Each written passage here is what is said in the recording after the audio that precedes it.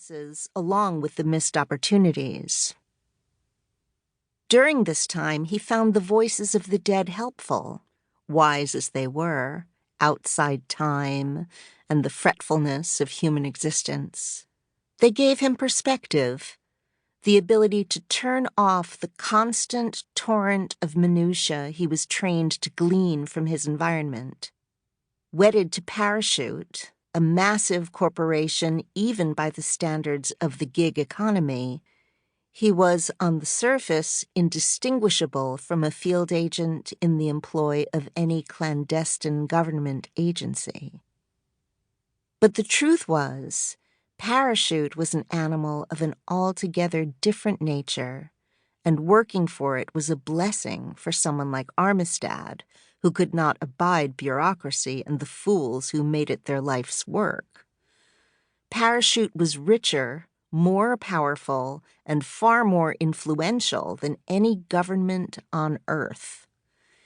Its internal patterns, rules, and code of ethics were set by Marsden Tribe, the company's founder, himself an eccentric.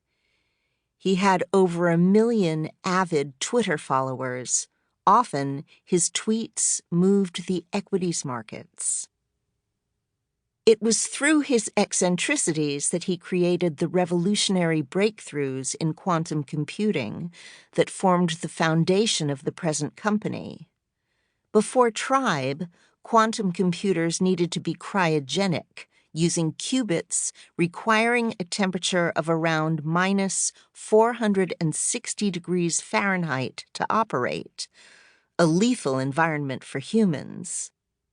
Somehow Tribe got his quantum computers to work at 30 degrees Fahrenheit, moving an infinite number of qubits 100 times faster than all those lagging him in the field. This was the first in a long line of proprietary breakthroughs. In other words, Tribe had ensured for Parachute a wide and unassailable business moat. Subscriptions to its online software suites were in ultra-high demand by the largest, deep-pocketed corporations across the globe.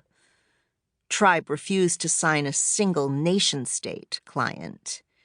He had also resisted the calls to take Parachute public. The infusion of money this would bring meant nothing to him. Total control meant everything. The thought of Marsden Tribe reporting to a board was ludicrous. Armistead was himself a nonconformist, who Ben Butler, his control at Parachute, appreciated and deployed to maximum effect. Truth to tell, he wasn't that happy with Butler being his control. Butler was a cripple and, in his opinion, a depressive. Armistead didn't like being reminded of one of the worst outcomes of a career in the field.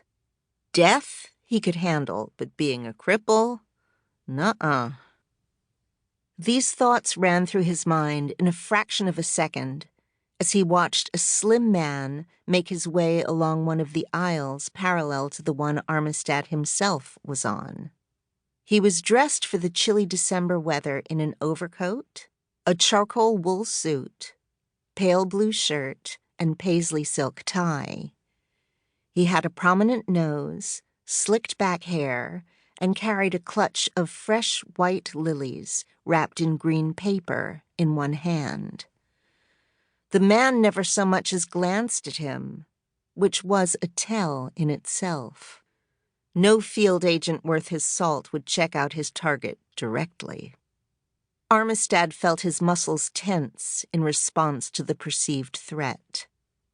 He stopped to observe a grave marker with a poorly formed wrought iron Christ painted silver, here and there encrusted with rust like cankers on old flesh.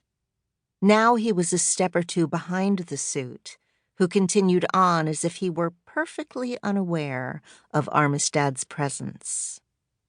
The only other figure in Armistead's field of vision was Carl, the slender caretaker, earbuds connected to an ancient iPod, wheeling his cart filled with